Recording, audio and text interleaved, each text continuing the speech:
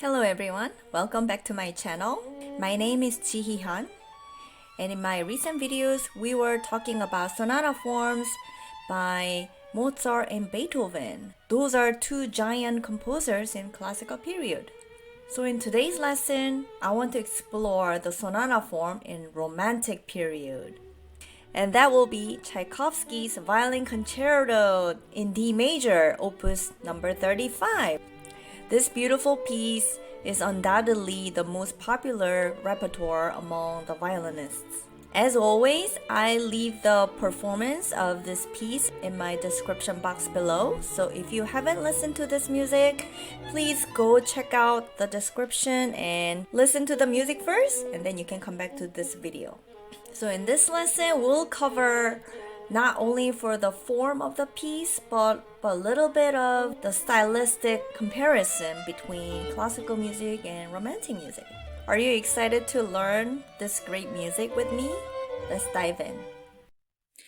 Okay, so let's get started. Tchaikovsky's Violin Concerto in D major, opus 35, and the first movement that we are going to study today is Allegro moderato. Allegro means fast, moderato means medium tempo, so it's like medium fast. Here's the metronome marking, and you can check the key signature here. Let's look at this one. So every instrument's different. This is orchestral music. So every instrument, some instruments are transposed, some instruments are not transposed. So this is fagot, which is bassoon in English. So bassoon is not a transposed instrument. So this key signature is just as it is. It is notated in concert pitch. You have two sharps here, F sharp and C sharp. You know, if you have two sharps, the last sharp is the leading tone of the major key. So C sharp is the leading tone, then it's gonna be D major. And in sonata form, the first section is always exposition. And in exposition, we have first theme and second theme. In this case, the beginning of this exposition is not the first theme. It looks like a theme, but played by first violin here. Da da da da da da da da da da. Okay, this is actually an introduction. So some sonatas start with introduction, like Beethoven's Symphony Number 1, and many other sonatas start with an introduction before they get into the first theme, the primary theme. So this is the introduction, which will last until measure 27 here. That's the end of the introduction. But the solo violin, this is a violin concerto. It's for a solo violinist. So here you see solo violin enters here. And this is not even the primary theme. This is another like introduction. Introduction in the introduction. This is measure 27 up to measure 27. It's an introduction, and starting measure 28 here, solo violin plays now the famous first theme, the primary theme. La, la, la, da, da, da, da, da.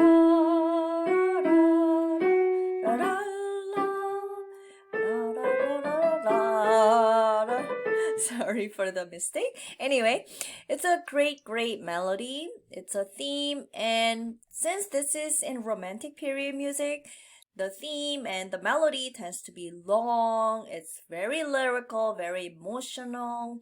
You see, it's just keep going on and on. In case of Beethoven or Mozart and even other classical period musicians, their theme tends to be short. One of the features of romantic music is it's gonna be very hard to find the clear cut of the sections, which means it's really hard to find very obvious cadence.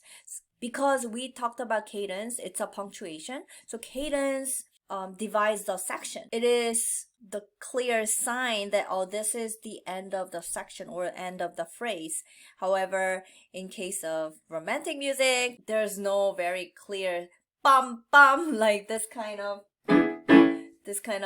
clear, perfect, authentic cadence. So it's hard to figure it out. The key areas, it's a little bit more complicated to find the settled down key areas in romantic music, which makes the music more fascinating. Okay, let's keep going. Very famous first theme here, suggested by solo violin, and this is rehearsal mark A, measure, is this 41? Yeah, in 41, another way of playing the first theme with a lot of double stops, bum, ba, da, da, da, da, da, but it's a still same theme, the first theme.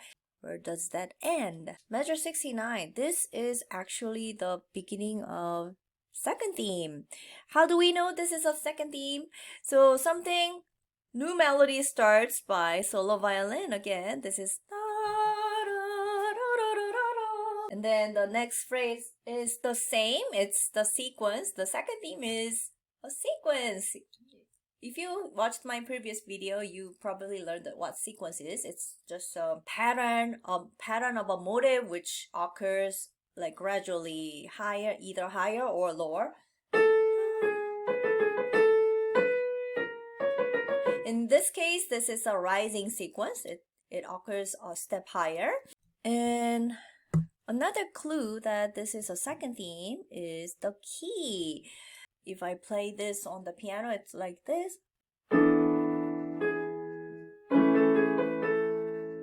So this is in A major. A major chord. A major is the dominant of D major. We talked about this. In case of major key sonata form, the primary theme modulates to dominant key in the second theme. So this is that case. Before it enters to the second theme area, you see these rests of the orchestra.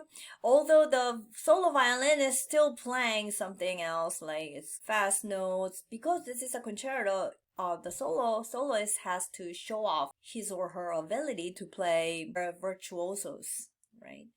But musically, it's taking a break. So other than the soloist music, the music is taking a break, and this is called, do you remember the break right before the second theme? It's called medial caesura. Okay. We've talked about this in previous videos, so it still occurs in Romantic period. Okay, Tchaikovsky used this technique, still follow the sonata form schemes in his music. Okay, so that was the second theme. And keep going 70.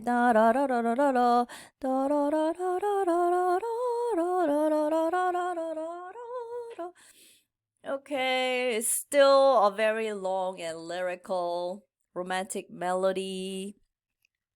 Okay, and keep scrolling down. We are going to find the first theme again in the recapitulation. Where's the recapitulation?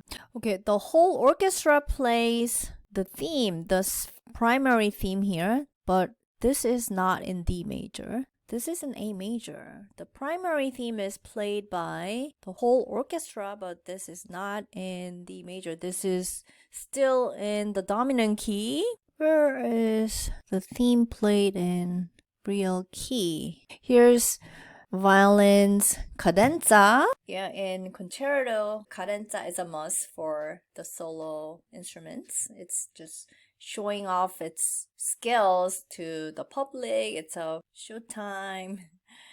And in measure 213, here we have the return in D major, the original key.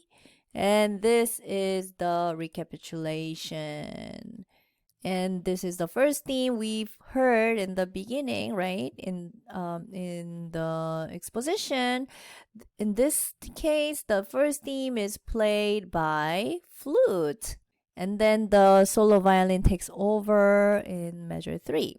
Probably Tchaikovsky decided to give the solo violin a break for a break of 2 measures because the violin played hard in the cadenta here. So maybe he can take a very short break and takes over again. Okay, so that was the beginning of recapitulation, the first theme, and now we are going to find the second theme. The second theme should happen in D major, in the primary key of that piece in sonata form.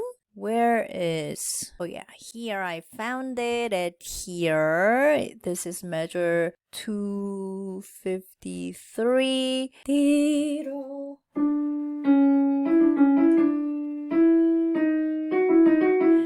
So this is the second theme that we've heard in the exposition. It was A major.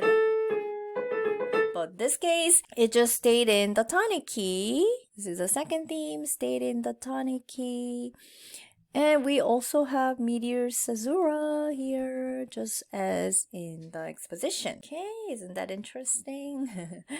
And this time, violin is playing even like low register. Right? It's gonna be very rich sound.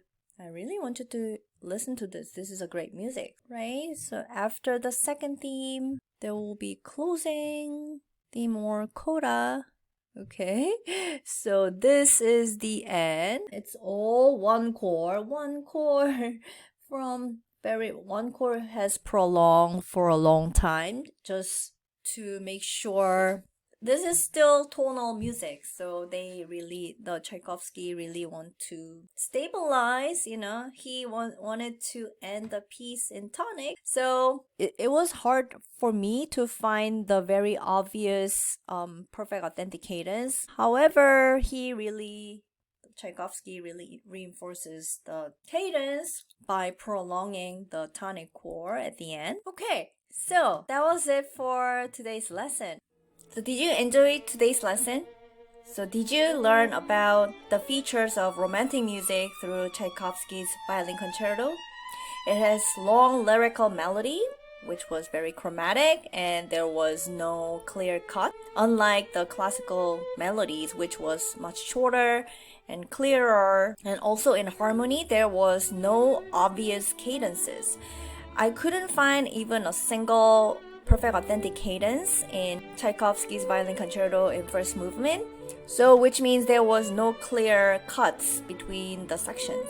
But still, romantic composers used the triadic harmony, just like classical period composers.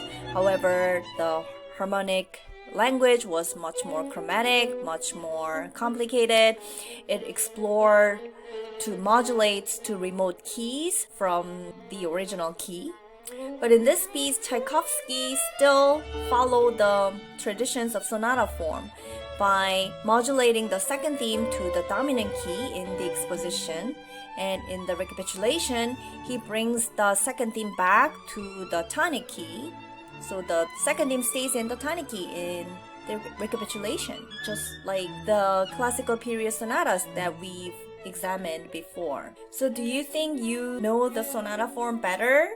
And do you think you learned about the difference between classical music and romantic music?